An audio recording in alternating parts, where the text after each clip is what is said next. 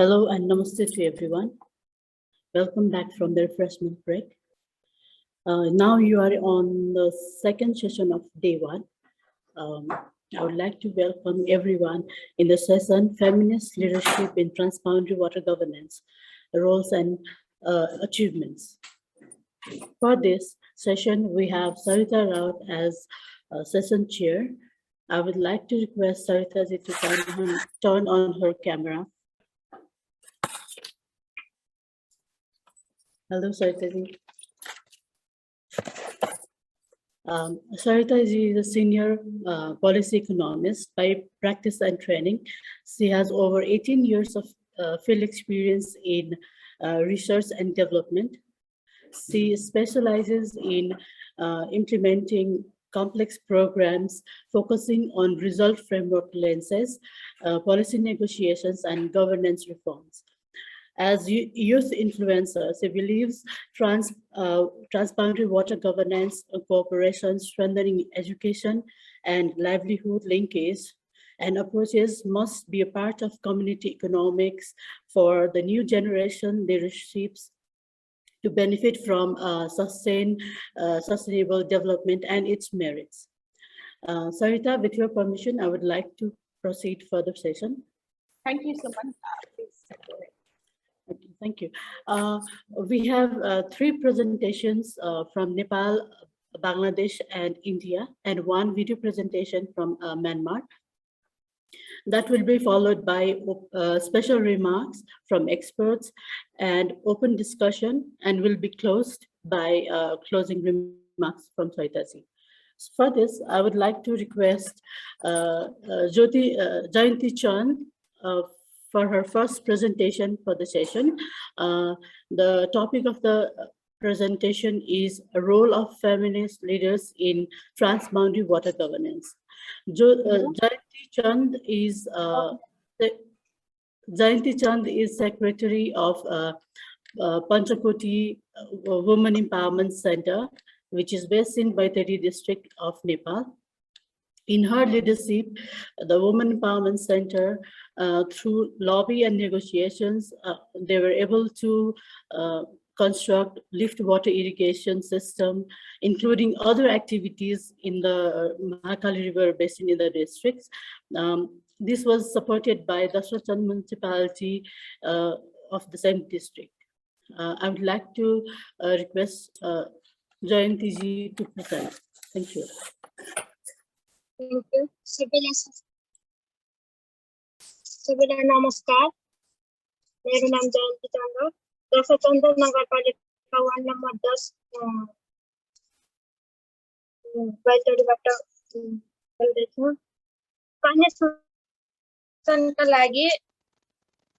पानी सुशासनका लागि महिलाहरूको भूमिका विषय अन्तर्गत युवा सम्मेलनमा उपस्थित सम्पूर्णमा नमस्कार छ।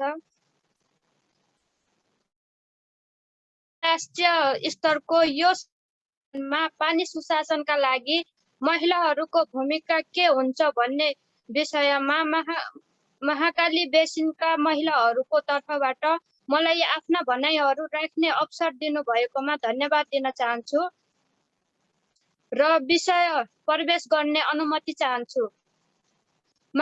महाकाली बेसिन तहमा विगतको अवस्था बेसिन क्षेत्रका महिलाहरूलाई विगतका दिनहरूमा पानी सुशासन भनेको के हो, पानी सुशासन कसरी हुन्छ भन्ने बारेमा कुनै जानकारी थिएन। महाकाली नदीमा रहेका कुनै पनि स्रोतहरूमा महिला तथा तटीय समुदायको पहुँच नियन्त्रण नरहेको नेपाल तथा महाकाली तटीय समुदायका मानिसहरू माछा लगायत नदीजन्यहरूको उपभोग गर्न पनि डराउने गर्दथे। तटीय समुदायका शौचालयका ढल महाकाली नदीमा विसर्जन हुने गरेका कारण नदीको पानी दिन प्रतिदिन गइरहेको महाकाली बेसिनका स्थानीय सरकारसँग पानी सुशासन तथा नदीजन्य स्रोतको व्यवस्थापन सम्बन्धी कुनै नीति अब यसका उपलब्धिहरू नेपाल र टोसा कार्यक्रमका 4वटै जिल्लामा रहेका स्थानीय साझेदार संस्थाहरूबाट 29वटा महिला सशक्तिकरण केन्द्रका 870 जना महिलाहरूले पानी सुशासन भनेको के हो, पानी सुशासन कसरी हुन्छ भन्ने विषयको जानकारी पायो। 4वटै जिल्लामा रहेका महिला सशक्तिकरण केन्द्रहरूले पानी सुशासनका मुख्य सवालहरू पहिचान गरेर समाधान कसरी गर्न सकिन्छ भन्ने बारे छलफल गरेर अभियान समेलन गर्न सफल भयो। पानी सुशासनका सवाल समाधानका लागि वडा कार्यालय र स्थानीय सरकारसँग पनि लबी भयो। सीमा तटीय क्षेत्रका सवालमाथि पैरवी गर्नका लागि नेपाल भारत दुवै तटीय क्षेत्रहरूमा 4वटा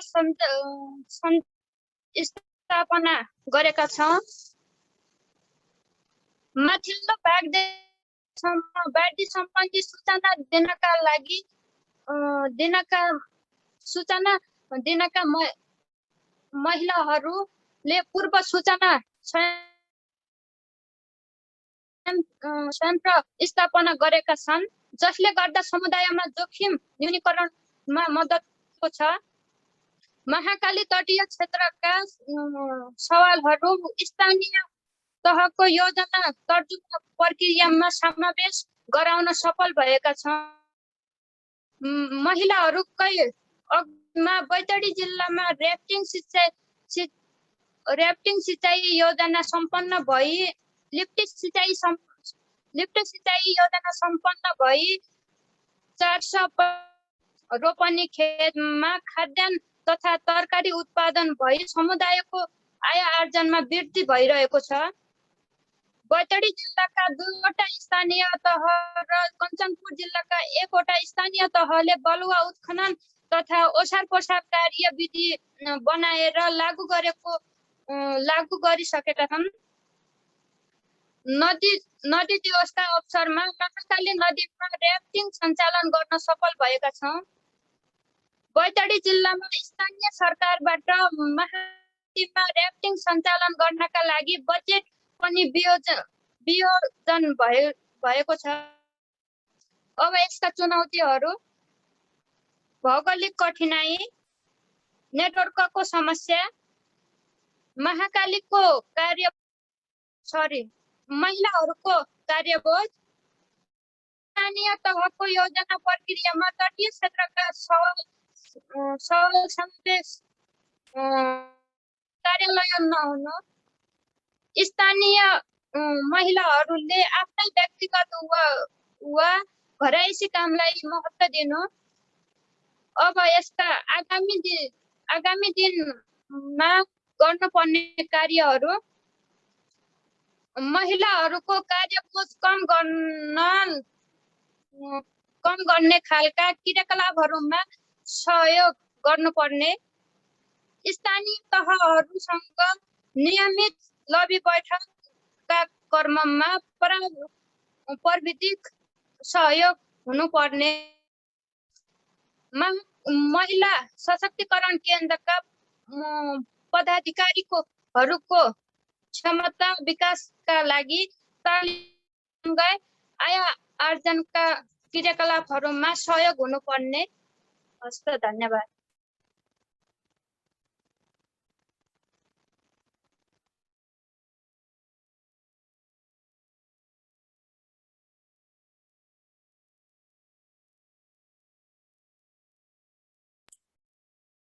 Okay, thank you, Jayanti ji, for your presentation on how women and youth have achieved different level of project activities in the Mahakali Basin. I would also now I would like to go with a presentation from India by Arundhati Bora. She is also presenting on feminist leaders in transboundary water governance, but this is the experience from India. Arundhati is working in Oxfam, India. She has years of experience in working with civil society organization non-government organization, and government government stakeholders as well. She has also experience in working with publications. She has established good rapport with the government organization, authorities, and the grassroots level communities. She aims to connect government and community by strengthening CSO and working on building networks. I would like to request Arundhati to go with her presentation.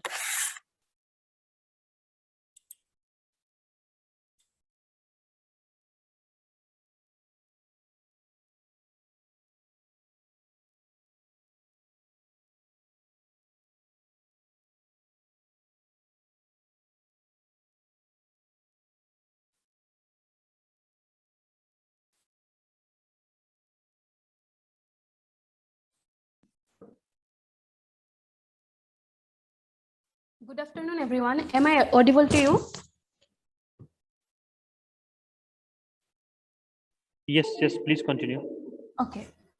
First of all, thank you, Rural Women's Development and Unity Center, for giving me the opportunity to participate this conference as a speaker. And I'm really excited to be a part of this esteemed organization and give a lecture on feminist leadership in transboundary water governance, roles and achievements. In the world of feminism, women's rights and gender equality, terms like women empowerment and gender mainstreaming became widespread. The concept of feminist leadership has also been widely discussed, described, and analyzed. But the last 30 years of feminist experiments with building alternative organizational forms and leadership practices needs to be interrogated and theorized, particularly in light of the far deeper understanding of power, organizational behavior that has emerged during this time. In my first slide, I mentioned what feminist leadership is. As feminist refers the different roles, responsibilities, and rights of women, where the society looks the way of identity, behavior, qualities, etc. Feminist leadership is generally associated with ability, power, and access to choices and resources. The main principle is that there should be gender equality, and it should help you in bridging the gap between gender equality. So feminist leadership is basically how you exert a pressure based on your experience and your relevance in the field by giving your voices. So basically, feminist leadership is to fight for your rights in a positive manner, and it will include all the things that is necessary. It might be your work experience, it might be your thoughts, it might be your perspective. So feminist leadership is how you, or as an individual or as a group of women, tries to show their leadership, tries and takes a position to make the voices of you being heard. It should be irrespective of any gender, caste, creed, color, or anything. So basically, it talks about equality of all gender and all sexes, and trying to hear women's voice to bring out women's perspective. There should be social, economic, and political equality in the life of women. These are the principles of feminist leadership. So these are the things that you have to keep in mind. There should be social, economic, political equality among the women and also among all the sexes in the society. But it mostly concentrates on how a woman is socially, economically, and in other ways equal with men. So we have to constantly look into how women can be empowered in those elements.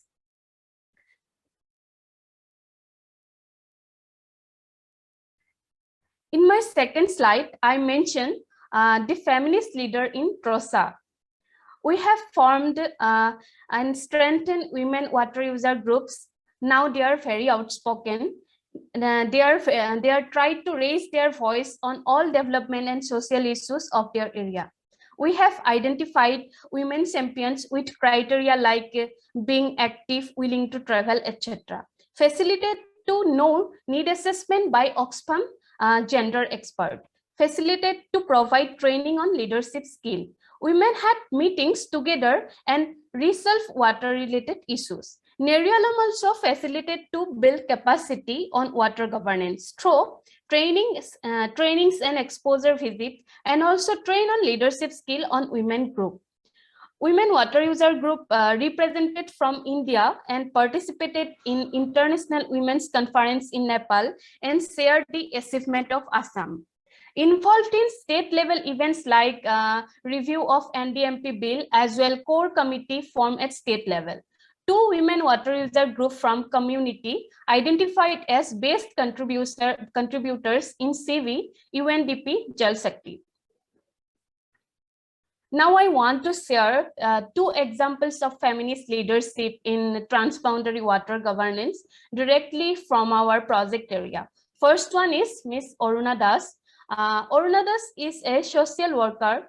She is working as an assistant Anganwadi worker, as well as she is the president of Women Water User Groups, who is formed by TROSA project. She is residing in the embankment of Ranganodi River. Her area is flood prone. Mrs. Das raised her voice for the proper work of embankment, which was not constructed in a proper manner. And in her leadership, the work has done successfully. Now, embankment is protecting community from flood and any other disasters. During the lockdown period, Aruna Das, along with self-help group, prepared handmade masks and shawl at a reasonable price. This enhances their capacity of self-help group, as well as make their team financially strong. Aruna Das is also skilled in weaving of traditional cloths, and she is enthusiastic for any kind of social work.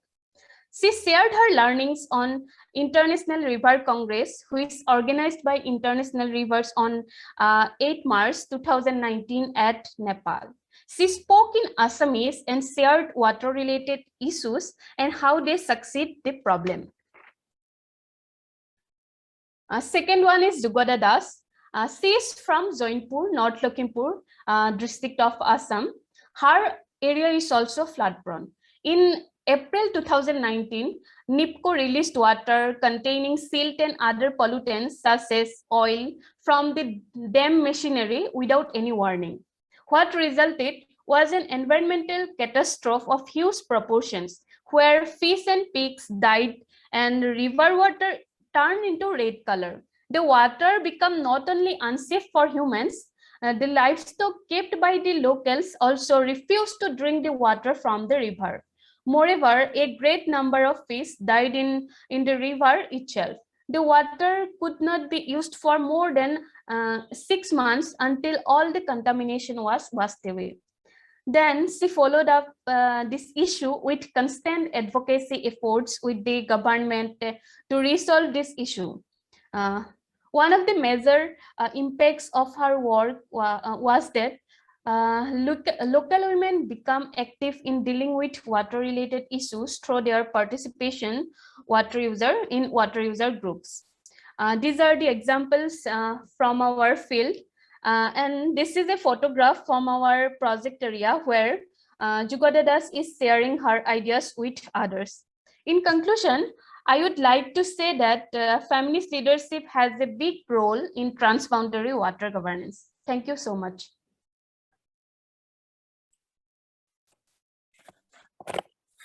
Thank you, Arundhati, for your presentation on feminist leadership and the achievements that the role model have gained through their leadership in various aspects.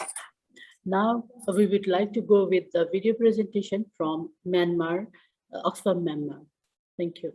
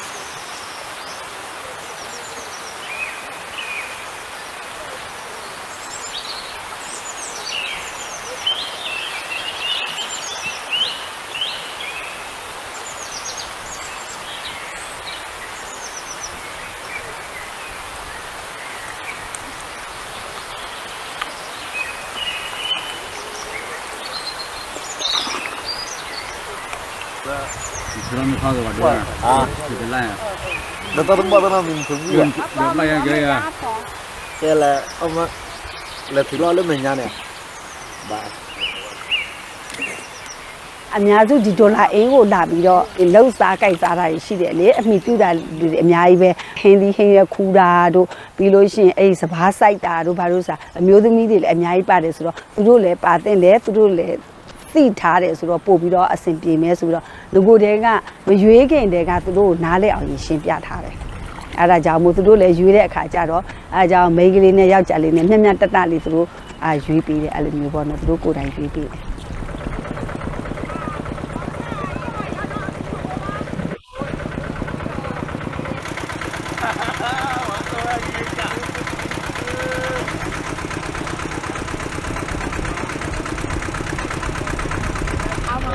Quê nhà nó đây vậy?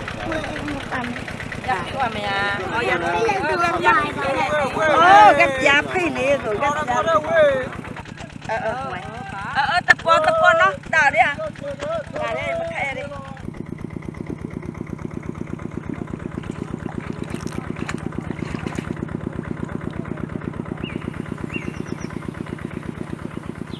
Committee တွေကလည်းတက်တန်3နှစ်ပဲဆိုပေမဲ့လည်းကို committee တွေကထွက်သွားရင်တောင်မှဒီအင်းကိုသူများလက်ထဲမရအောင်တော့အမြဲတမ်းကာကွယ်သွားမယ်လို့ဆုံးဖြတ်ထားတယ်ဘာဖြစ်လို့လဲဆိုတော့ဒီအင်းကကျမတို့ကြီးရွာရဲ့ဘယ်လိုပြောမလဲကြီးရွာရဲ့သဘောတစ်ခုလည်းဖြစ်တဲ့အတွက်ကြောင့်မို့ဒီသဘောမပြည့်စည်အောင်တော့ထိသိမ်းခြင်းနဲ့စိတ်သဘောထိသိမ်းခြင်းနဲ့စိတ်ရှိတဲ့အတွက်ကြောင့်မို့အဲ့ဒါဒီကော်မတီမှာဝင်ရောက်ပြီးတော့အဲ့ဒါအရွေးခံတာပဲဖြစ်တယ်ပေါ့နော်ကိုကြီးရလူလူတွေအားကိုးရတဲ့ဒီအင်ဂျီကိုသူများလက်ထဲမပါအောင်တော့အမြဲတမ်းပဲကာကွယ်သွားမယ်လို့တော့ဆုံးဖြတ်ထားတယ်ပေါ့နော်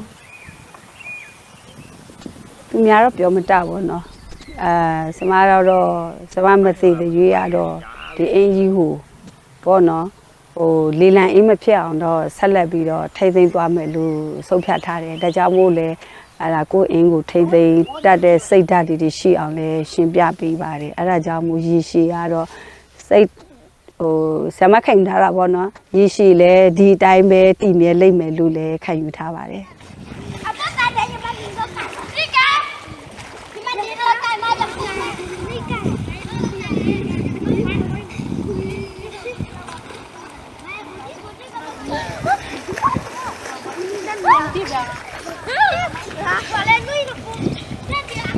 ဆရာမတို့မိသားစုအသက်မွေးဝမ်းခြင်းအလောက်ကန်လှုပ်ရှားကြတော့အခုကလေးတွေကကျောင်းနေတာပေါ့ကျောင်းပိတ်လို့ရှိရင်ဇီးတွေတက်ခူးဒေါ်လာအင်းထဲမှာဇီးတက်ခူးပြန်လာရန်စားလဲလို့ရတဲ့စပါးတွေကတော့စားရမိသားစုတွေစားကြတာပေါ့ရောင်းတော့မရှိဘူးလေကိုမိသားစုကလေးရ9ယောက်ဆိုတော့လိုက်စားတာပေါ့အရင်တော့အခက်ခဲစီးခဲ့ဘူးတာပေါ့အင်းထဲမှာဘယ်လိုပြောလေလံတင်နောက်တော့ကုမ္ပဏီတွေလောက်ဝဲမယ်တည်င်းကြတော့စိုက်တယ်မှာနေတာမတားတော့ဘူးအဲ့လားအဲ့မရဘူးဘယ်လိုပြောပေါ်ကားတွေများနေလေဒီအင်းထဲမှာသူများလာယူလို့ရှိရင်ကိုကဘာလို့သစားတော့မလဲကိုကဘာလို့သစားတော့မလဲအခက်ခဲတွေစီးတယ်များတော့ပေါ့ပြန်စဉ်းစားအဲ့လားအဲ့မရဘူးစိတ်ပူတယ်စိတ်တအားပူတယ်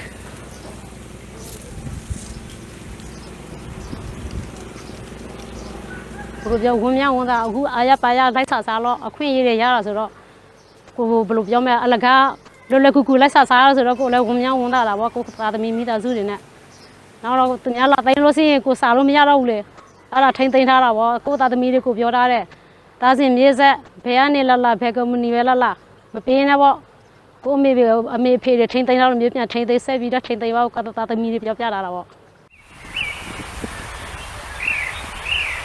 ဆရာမတို့အခုဒီမှာနေတာတော့ဘယ်လိုပြောမလဲရေစီမဲ့ခန့်ခွဲဆိုတော့စပားမရင်စပားဆိုင်တဲ့အချိန်ဆိုတော့ရေကများတယ်ဟုတ်လားရေကများတယ်ရေများတော့ဟိုအောက်ဘက်ခဲတော့မှတမန်ရှိတယ်အဲ့ဒီတမန်ကိုပြောပြတာပေါ့ဖွင့်ပေးစပားဆိုင်ဖို့ရေကဒီမှာရေများနေလို့စပားဆိုင်မတောက်ဘူးတမန်စီမှာသွားပြီးတော့အဲ့ဒါတမန်ဖွင့်ခိုင်းတယ်တမန်ဖွင့်ပြီးစပားဆိုင်ပြီးတော့ရေနေတာဆိုတော့ပြန်ပြောတယ်ပြန်ပိတ်ခိုင်းလိုက်တယ်အခုဒီမှာလောက်တာတော့အဲ့လိုမျိုးပဲလေရေစီမဲ့ခန့်ခွဲတာတော့ရေကြီးတဲ့အချိန်ဘယ်နေရာရောက်ပေါ့တိုင်းတာတာပေါ့ရေမနိုຫນွေပန်းကြတော့ရေဘယ်နေရာပြန်ခန်းသွားလဲတိုင်းတာတာပေါ့အဲ့လိုမျိုးရေစီမဲ့ခန့်ခွဲနေမှာပါလား ဒီထက်ကြိုးစားနေစိတ်ရှိတာပေါ့နောက်လာမဲ့နာလာမြေဆက်လည်းကြိုးစားစိတ်ရှိတယ်အသက်ဘလောက်ပဲကြီးထားဝင်ချင်နေတယ်မနောက်ဆောက်ဘူး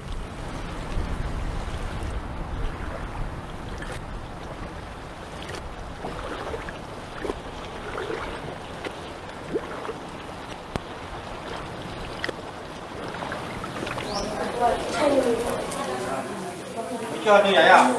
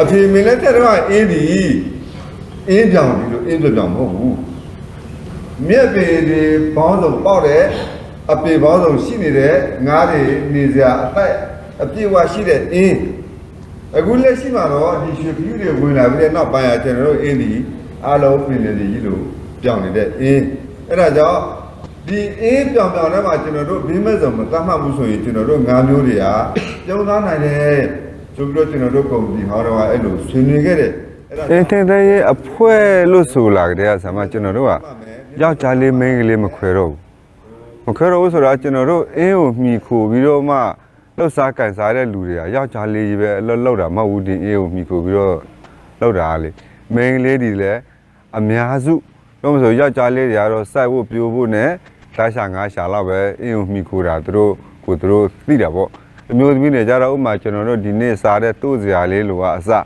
အသေးအဖွဲတွေအစဒီအင်းတွေကပဲအားလုံးထွက်ကြတယ်ဆိုဒီအင်းရှိနေသမျှတို့မငတ်နိုင်ဘူးဒီအင်းရှိနေသမျှတို့မိသားစုမပြိုကွဲနိုင်ဘူးဒီအင်းရှိနေသမျှတို့အခက်အခဲကိုအမြဲတမ်းစိတ်ခေါ်ရဲတယ်ရင်ဆိုင်ရဲတယ်ဆိုတာတို့ကဒီအင်းကိုအများဆုံးမှီတယ်ဒီအင်းကလည်းအရာအားလုံးပြည့်ရတယ်ဆိုတာတို့သိတယ်အဲ့ဒါကြောင့်ဆွဲခေါ်ရတာမခက်ဘူးကျွန်တော်ကတော့လောက်ငါတိုင်းဒီအမျိုးသမီးပါလေကောင်းလေပဲလို့ကျွန်တော်ခံယူတယ်ကျွန်တော်လက်တွေ့မှာလည်းအမျိုးသမီးပါတဲ့အလုပ်နဲ့အမျိုးသမီးလုံးမပါတဲ့ယောက်ျားလေးရွေးပါတဲ့အလုပ်နဲ့ဟိုအောင်မြင်မှုချင်းကွာတယ်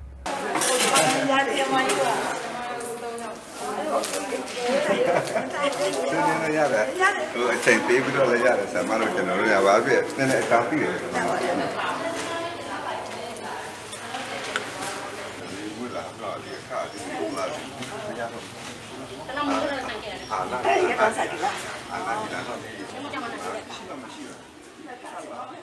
ရေဆိုတာသူရဲ့သဘောကတန့်ရှင်တယ်လေဟိုဒီနဲ့တန့်ရှင်တယ်ပြည့်ကင်းတယ်ပေါ့နော်ဒါပေမဲ့ဒီရေကသူ့သဘောကပြည့်ကင်းပြီမဲ့တခုခုကဝင်လာရင်တော့အယောင်ပြောင်းနိုင်တယ်ပေါ့နော်အဲ့ဒါကြောင့်မို့မပြောင်းနိုင်အောင်ဆရာမတို့ကရေလူမျိုးပဲအမြဲတမ်းကြည်လင်အေးမြတဲ့တကယ်သဘောရေပဲဖြစ်ချင်ပါတယ်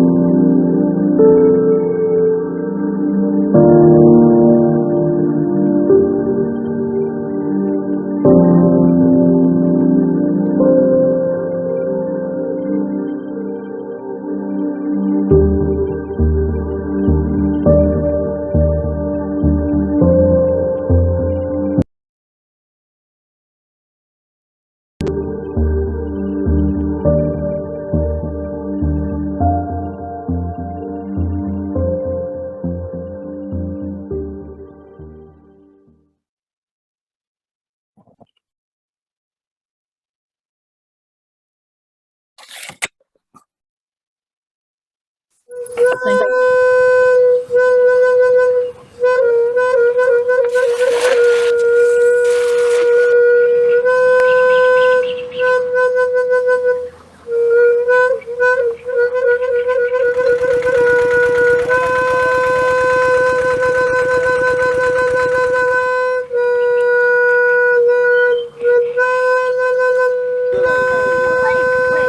Cô chỉ là đủ đi, aku qua đây đi anh chỉ hu, tụi mình lấy thêm mà bảo đó, mình đang về cả quầy xóa mình lưu đó số phiếu thả em bọn nó. နောက်တော့ကုမ္ပဏီတွေလောက်ဝဲမယ်တည်င်းကြတော့စိုက်တယ်မှာနေတာမတားတော့ဘူးအဲ့လားအိမ်မရဘူးဘယ်လိုပြောတော့ကားတွေများနေလေဒီအင်းထဲမှာသူများလာယူလို့ရှိရင်ကိုကဘာလဲသစားတော့မလဲကိုကဘာလဲသစားတော့မလဲ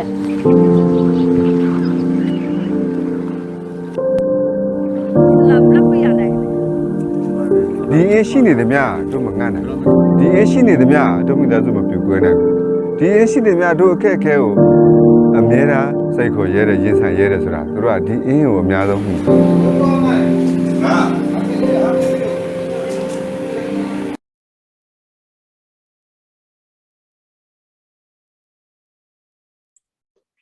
Thank you, Oxfam in Myanmar, for the video presentation. Now I would like to go with the presentation from Bangladesh. Fatima Jannat is going to present on the topic Women and Water Towards Sustainable and Inclusive Management. Fatima is working as Senior Program Officer, Water Governance and Capacity Building. She is working with the grassroots level community since 2016. She is working for building capacity of vulnerable riverine community.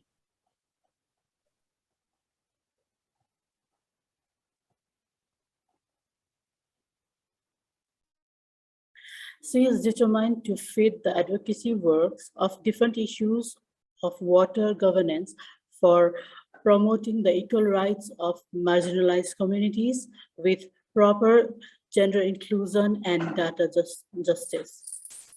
Fatima, I would like to request for your presentation. Thank you, Sumanji. Good afternoon to all the wonderful people present here today. As introduced, I am Fatima Jannat, working for Transboundary University South Asia with Oxfam in Bangladesh. So let me share my presentation.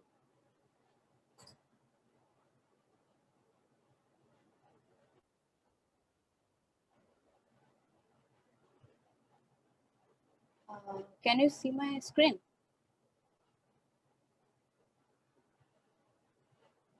Hello? Yes, yes.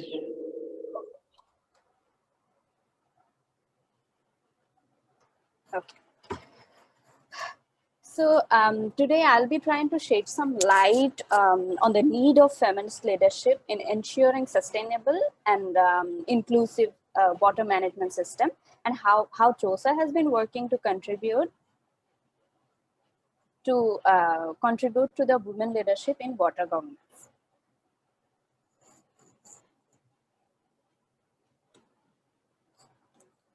Okay. So to shed some light on what is feminist leadership, as in earlier presentation, Ms. Arundhati has already mentioned how feminist leadership is about redistributing power and responsibilities in participatory, inclusive, and sensitive way, regardless of any gender, race, social class, sexual orientation, and ability. Now, the most common question that comes whenever it is introduced to the audience, even I had the same confusion, that why feminist, why it is named as feminist leadership? Is it only about women? If not, then why it is called feminist? And so it is, and while researching about that, so I found out that it's feminist is more about like reminding to include what is being excluded mostly. And it does not have to be always for women. It is for everyone who has been excluded. And unfortunately, our society has been following a system like that mostly follows the historic privilege, and that privilege is least, and that privilege is least visible to those who possess it. So by using this term feminist, it kind of reaffirming to the commitment of actively using people's power in more inclusive way. So where does it fit in the transboundary water governance? For transboundary water governance, we all know that it is about implementing collaborative methods and approaches to ensure equal and inclusive water management at every level, starting from local to the transboundary. So to see the similarities, I have tried to explore and the principles of UN Watercourse Convention 1997, and try to have a glimpse of how we can see the similarities between the principle of UN Watercourse Convention and the feminist leadership principle, how these two goes along. So starting from the left, one of the general principle of the convention talks about equitable and reasonable utilization and participation, and for feminist principle also, it focuses on the leadership following equitable access and participatory governance at all levels. So and then next comes for feminist principle, it clearly focuses on zero tolerance to any kinds of harm and stands against any type of conflict, which we can see the similarity where UN Watercourse Convention also talks about not to cause any harm, although it is not there's not specific definition of the harm. And then another one talks about in feminist principle, it strongly supports consultative, collective, transparent, and accountable decision making, and it is very clear that with those, if we can ensure this consultative, collective, and transparent, accountable decision making, it is it will lead to the principle of UN Watercourse Convention, which talks about obligation to cooperate, like collaborative decision making.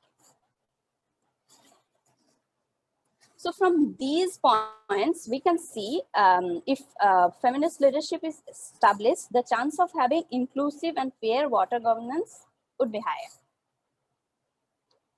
Now, in TROSA, what we do is we have been working on getting the appropriate people whose voice matters in the process of having inclusive and equal water governance system.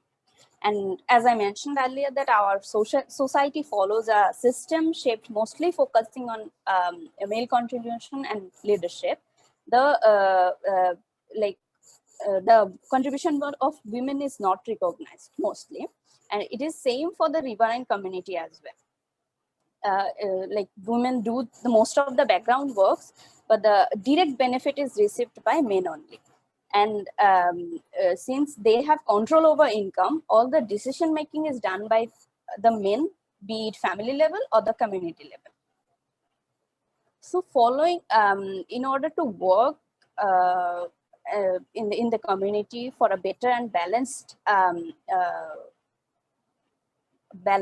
decision making and balanced contribution, following the right-based approach and feminist principle, TROSA has been working with the grassroots women members in claiming their own rights, starting from the capacity building, knowledge development, awareness, to connecting them to the advocacy platforms networks.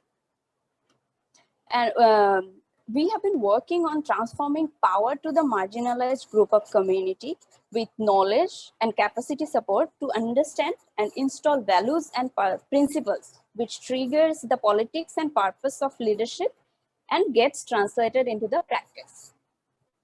And in order, thinking from the sustainability point of view, like there are a number of women leader, young women leader, like we have been focusing on the capacity building of young women leaders who are leading the discussions in the community and the activities that is happening. Even to be very specific, during this pandemic time, we have realized like how essential to have like leaders from the specific community, and have like when they take their responsibility, and like groups are correlated between them, then the achievement looks bigger.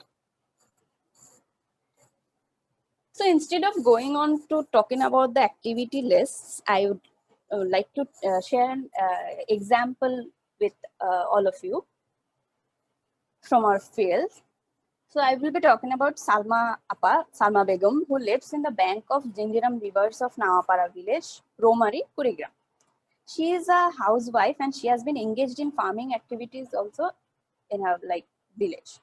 So her relationship with river started after being married to a family residing near Jinjiram river. And with the time, she has experienced living near river and learned about issues that connects the river and human living near it. And then, according to Salma Appa, she has seen sand extraction, dredging, then erosion. However, she did not know what she can do. Like she according to her, she lacked knowledge and awareness about like what kind of role she can play in stopping those. And like this is where TROSA has effectively contributed. So from activities like Nodi Boitok and River Camp has helped her to get the knowledge on human-induced disasters in natural resource management system, and like how she can contribute as a part of the community, specifically as a woman. In 2019, Salma Appa had participated in a meeting with TROSA staffs to like talk about planning for a river fair, Nodi Mela, like in Bangla, to be very precise. So they were having a planning meeting, and during that time there was an illegal sand extraction going on near the meeting place, which actually grabbed the attention of the staff, and they like with the community member, they were like they talked about the issue and how it can harm and like it can affect the erosion, like level of erosion they are going to face next. And after from that discussion, and then they were talking about like how they can talk to the Union Parishad chairman about the like about to stop this. And from that meeting onwards, there were several and like community members had gathered, and they talked about the issue. And interesting thing is, Salma Appa has led some discussion about this issue, and there were not, it was not like about leading a discussion with only a group of women members. There were male and female, like both male and female participation ensured. And then like they went to they communicated with the Union Parishad chairman, Mr. Yunus, and after a lot of efforts actually, ultimately the sand extraction was stopped. And according to her, like to be like exactly what she said, according to her, this was not an easy path. And by the time we could understand the process, we already lost lands and houses due to erosion and could not afford to lose more. So I was sure that I had to take initiative. I led some of the Nodi Boitoks where both male and female participation was ensured. And because it was not a problem that would affect only women or only men, it was for all of us. So we did it. And and then like as a staffer, when I personally visited the areas and talked to them, I personally have seen how she shares her perspectives, being a representative of the women in that area.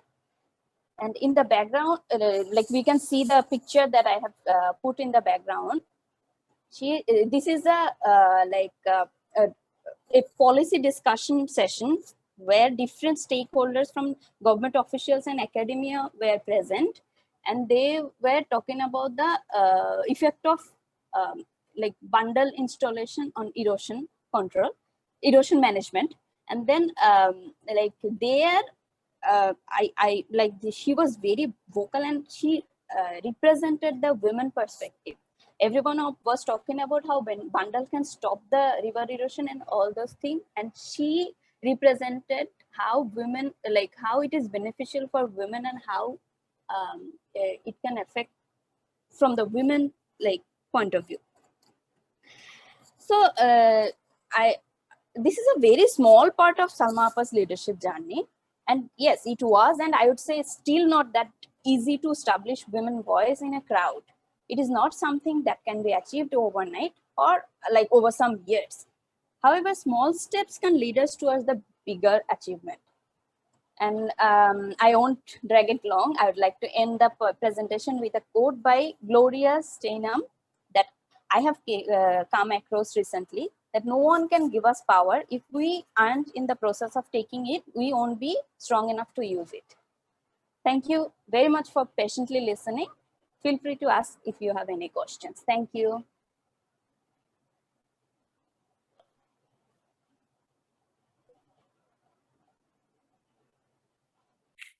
Can you hear me? Okay.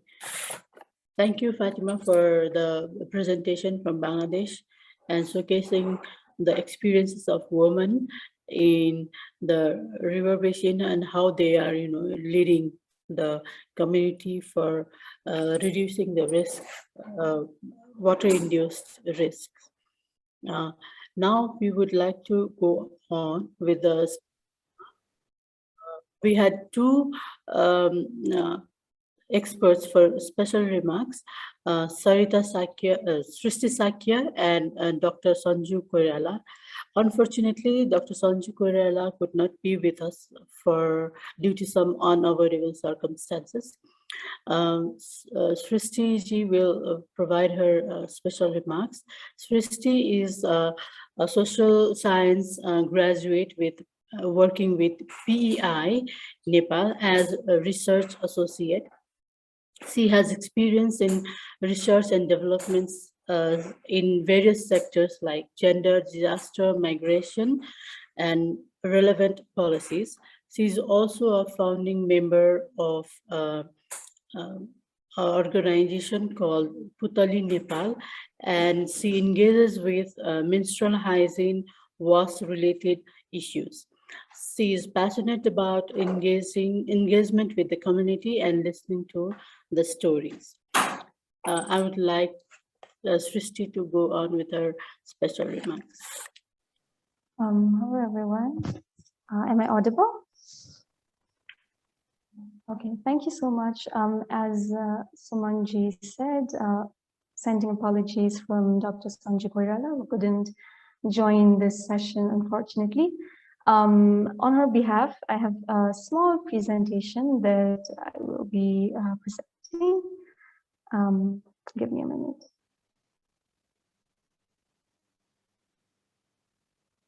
Yeah, I hope you can see my screen.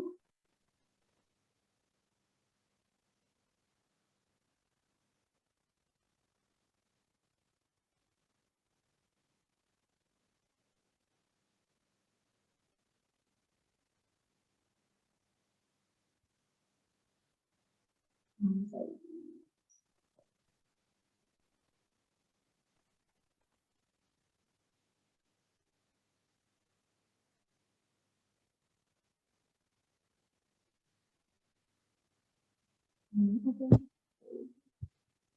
So let us start with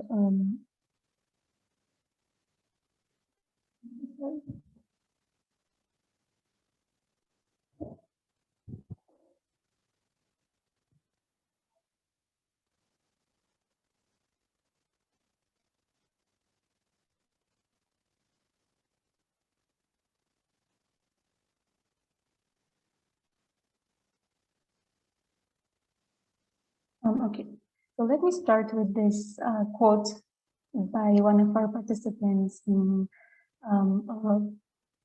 Chitwan, which is the central southern district of Nepal, where we've engaged with the communities in the research activities. So one of our participants says, I was elected and wanted to lead the water committee in my locality, but because of my household responsibilities, I had to decline. So she's one among many women in Nepal who, despite the skills and the zeal to engage in water-related decision-making, have been unable to do so. In the patriarchal context of Nepalese society or of South Asia in general, where male members dominate control over production factors like labor, land, water, irrigation technologies, or inputs, markets, it becomes very difficult for women members to make decisions or have control over these production factors. Moreover, Nepalese society is traditionally hierarchical in terms of caste, age, gender, power, class, etc. So communities have to adhere to these hierarchical structures, hence forming barriers for effective decision-making, communication, and participation.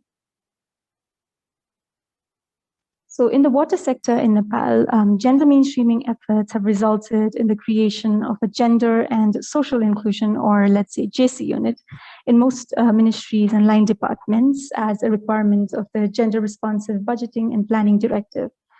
However, this directive was issued by the Ministry of Finance to fulfill Nepal's international commitments to gender equality, like the CEDAW or the Beijing Platform for Action, the Millennium and Sustainable Development Goals. Further, several gender equality initiatives are tied to donor-supported projects like, as we know, ADB or World Bank, and many of them tend to become dysfunctional as soon as the project phases out.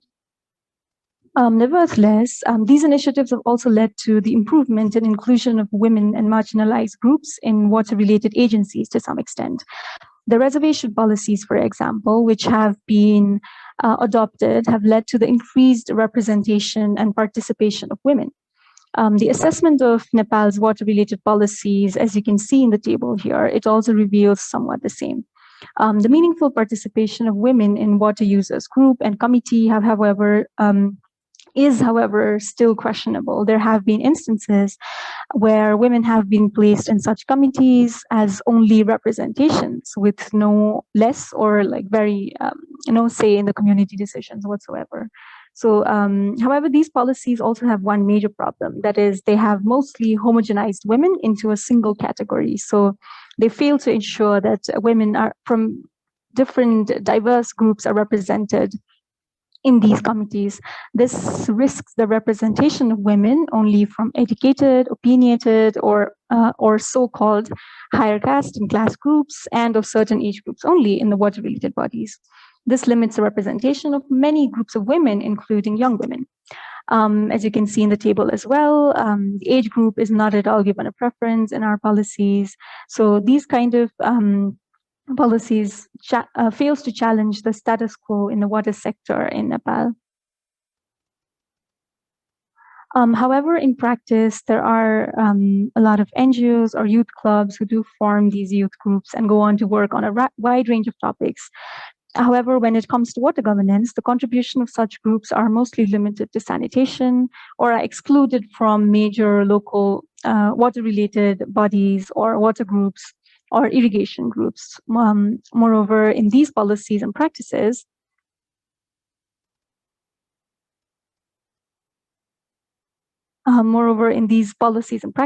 girls and young women are mostly perceived as water collectors or consumers, like mostly engaged with water and sanitation only, and not as someone who could be a potential water manager or, contribute to water management at different scales. Not only this, the participation of young women in these groups is also limited due to the socio-cultural norms. Our research in Nepal's Kamala River Basin, which was conducted in 2018, showed that women in general face challenges in negotiating for irrigation turns in their fields. This is mainly because such groups are led by powerful male members of the community. Now, we can only imagine how difficult it might be for a newly married woman whose husband has, migrated for foreign employment and she's relatively new to the community, would be able to negotiate for her turn with these powerful male of the community. This is even more challenging for a woman from, for example, a Dalit caste group. The social norms and values make these women very vulnerable. Hence, it is important to recognize and include women from these various intersections of sociocultural identities who tend to be multiply marginalized. So these differentiated experiences should be recognized and addressed by the local water bodies. Let me also talk about this quote, which is by this has been extracted from a research conducted by Pranita Bhushan Udas in Udaipur district of Nepal. So when the people who are well known and elite are speaking, how can I speak? If I speak too, who will listen to me? So, this quote actually directs towards the prevalence of status quos and internalized lack of agency that not only limits the participation of women and marginalized groups in decision making, but also can influence policy efforts to increase women's participation in water resource management. Now, the importance of women's engagement in the water sector is undisputable, especially in the South Asian context, where able-bodied young men are increasingly migrating internally, externally for employment. Women are being left behind to take up household as well as communal responsibilities. Now, this is a very good opportunity for women, actually, to challenge the dominant hierarchies and stereotypes and take up newer roles and responsibilities in the water management sector as well. As such, it is high time to ensure that women, which also includes young women, actually more importantly, are represented in the water user associations. Currently, there are 33% representation, which is mandated, but increasing this representation, that is not just for numbers, but also to bring their actual voices and issues and experiences and expertise is very, very important to achieve balanced and meaningful participation. Now, the previous presenters have already talked about a lot of success stories of how engaging women have become really important for their communities to tackle certain issues. So I will not really be going there. I would just like to end by saying that it is extremely crucial to challenge the status quo in the water sector, especially considering the fact that women are the most affected with decisions when it comes to these decisions related to water, irrigation, agriculture, yet they have little to no say in these decisions whatsoever. We have to carry out research or design projects and programs in ways that don't look at women just as vulnerable groups, rather as people with agency and capabilities or capacities to lead, and who can decide and bring change for their communities. Including women from all spheres shall help achieve targets of leaving no one behind. Thank you so much.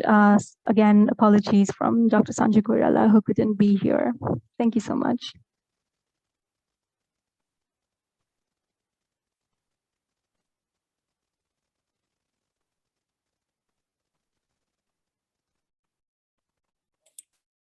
Hello?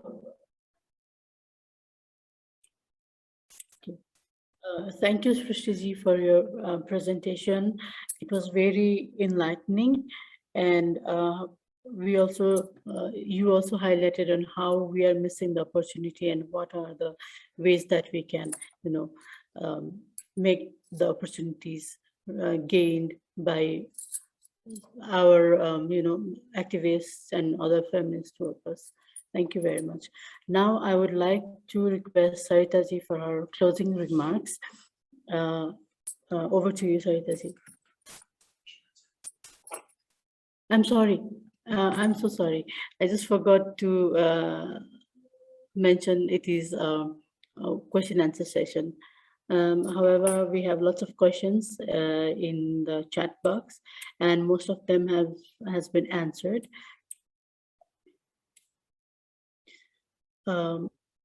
Question for Fatima ji. Could you kindly elaborate on what is in knowledge development among people and how it helps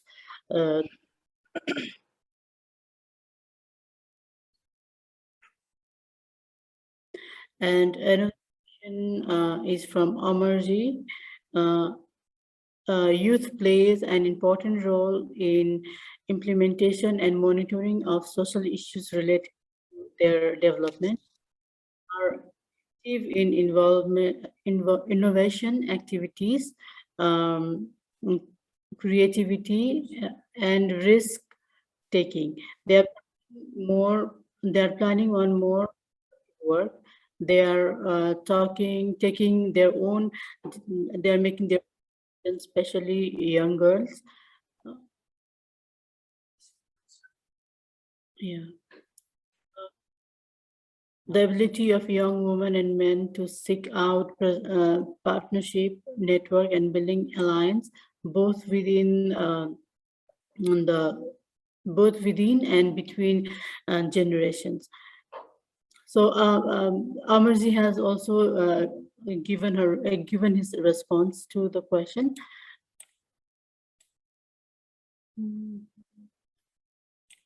Let me check some more. There are some more questions.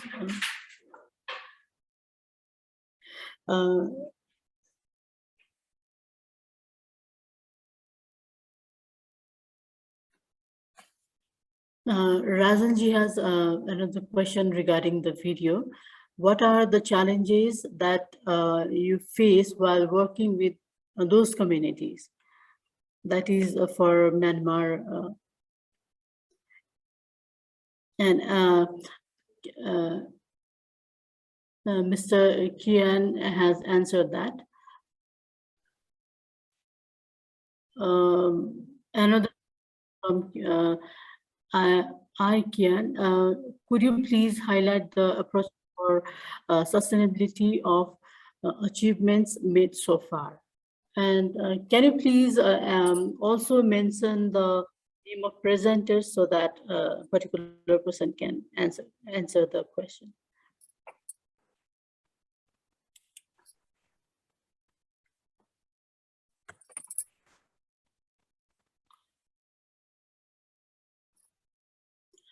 Mr. Kian has answered the question, number one. As we Oxfam in Myanmar water governance program, we work with our strategy partner Kisan and Draw Lair Lake community strengthening is under water governance project TROSA, which is long-term process. As Oxfam in Myanmar, we engage engage and encourage our partners in women leadership in the of water governance. The challenge is in a long process that we face, and there are very command in culture, norm, and traditional which we embrace between men and women in a local level. To the second question, we Oxfam in Myanmar looking way forward to support our strategic partner Kisan under the water governance program in the focus of leadership in water governance. Also, John Bright can add to the answer.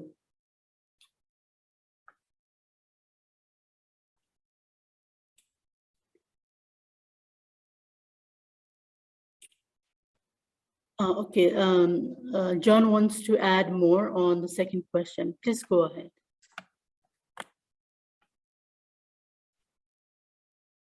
John, can you unmute yourself?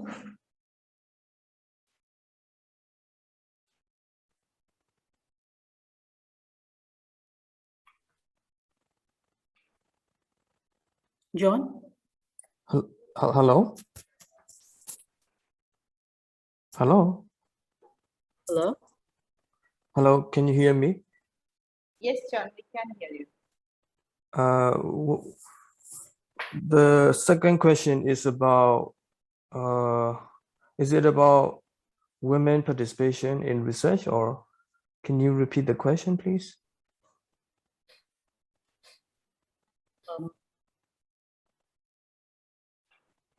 approaches for sustainability of achievement. Okay, so yes, we are planning to work on feminist participatory action research as a tools to learn the research as a tool to make sure we work more on how we sustain our approaches in women engagement in water governance. And I think we will have a lot more kind of approaches and strategies in through learning these tools. And we hope to collaborate more with Oxfam in Myanmar. So I think that's I can answer for now in general to this question. Thank you. Thank you, John, for the response. Now I would like to request Saritaji for her closing remarks. Thank you, Suman, for this fantastic moderation of the session on feminist leadership. And it's very interesting to see all the speakers are the young women who are speaking about and their experiences on feminist and feministic approach to water governance. So I have the responsibility of summarizing 5 speakers, including Srishti's special remarks, and that is something very, very exceptionally well done from all the speakers. Jayanti, the first speaker, actually shared her concerns around river pollutions and how it is impacting household level water consumption. This is a very crucial aspect of understanding water rights and water governance. Being a local leader from Nepal, she could also demonstrate some examples on how challenging conditions like the present corona one and other persisting challenges determines the way women should be participating in decision-making forums. Arundhati highlighted the genealogy of gender and feministic movement and the right to equality. Some of the important case studies from Assam and Uttar Pradesh were also shared, and that is a kind of understanding, and that is a kind of examples that we are building on in terms of not only the programmatic objectives, but also overall context of feminist leadership in water.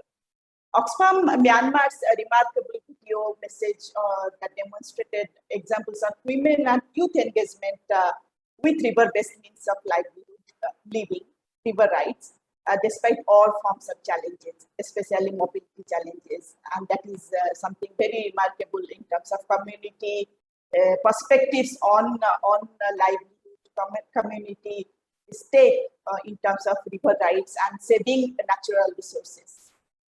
Jannat, our friend from Oxfam Bangladesh, illustrated examples on shared power relations and collaborative decision platforms for taking forward the essence of feminist leadership, especially in terms of natural resource protection, in terms of addressing river bank and erosion issues by Nadi Betak congregation and collective decision making.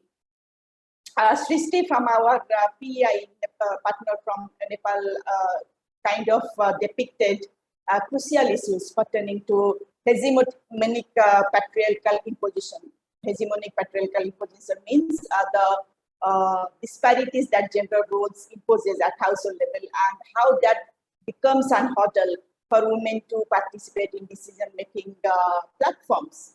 And that is very crucial as a fundamental understanding on gender, fundamental understanding on feminist representation. And she did spoke on that on those grounds. For me to summarize the entire discussion around feminist leadership and for the next generation water leaders, especially in the age of digital revolution and social media, it is important to understand and acknowledge that feminist leadership and water governance are linked to 3 important dynamics, and they are as follows. The first thing, women's agency and epistemology around water, nature, and culture ecosystem must be seen as something which is connected and not in silos. Water, nature, and culture are three different dynamics where women have a very important role, and that recognition is very essential for the next generation water leaders to understand how to take it forward, particularly in context of water governance. The second dynamics is when women as managers of household level water economy and their built leadership on top of maternal altruism. Maternal altruism is something that always suggests that women should be the kind of person who should be sharing her part of rights, sharing her parts of benefits with the rest of the family member. But the next generation water leader should be also acknowledging the fact that women are manager of household level economy, particularly water economy, and they have an inbuilt leadership already to their credit. The third dynamics that is very important for the next generation water leaders to understand and to explore further is that feminist approach to address water crisis through gender lenses that has added advantage of durable solutions, not only in the short run, but also in the long run. And all of them are linked to the ongoing debate around sustainable development goals.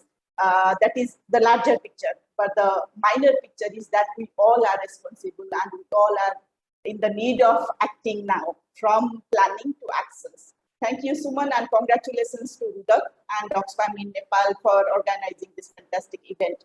Over to you, Suman. Thank you for the closing remarks.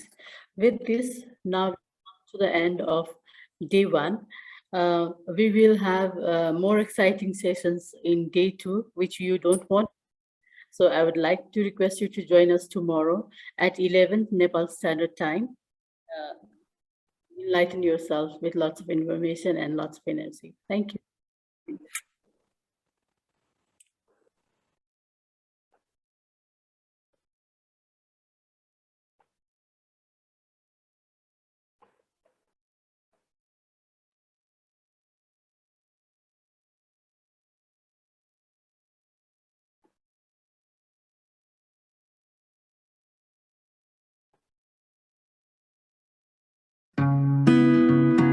Rivers are the backbone of human civilization.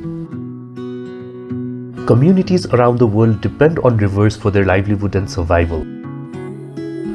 The TROSA project works to reduce poverty of river basin communities by increasing people's access and control over water resources. But the access and control over water resources are much more complicated and challenging when rivers act as administrative boundaries separating two countries. The TROSA project aims to engage youths to improve their understanding on issues related to transboundary water governance. Therefore, the project is organizing a conference titled Youth Initiatives on Transboundary Water Governance and Sustainable Development Goals to provide an opportunity to understand the key progresses, challenges in transboundary water governance in South Asia.